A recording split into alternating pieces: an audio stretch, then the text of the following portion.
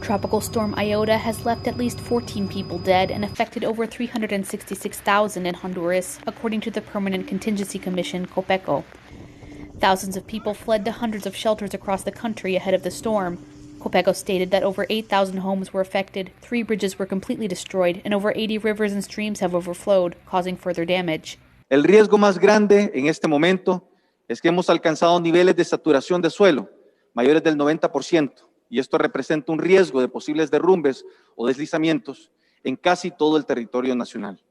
Es importante comunicarles que mientras los niveles de las inundaciones se mantengan altos, aún no es seguro regresar a sus comunidades.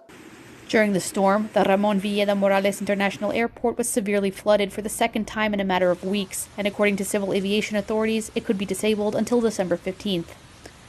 For now, local and international relief agencies are racing to help rescue victims stranded in remote areas, as well as recover the bodies of the deceased.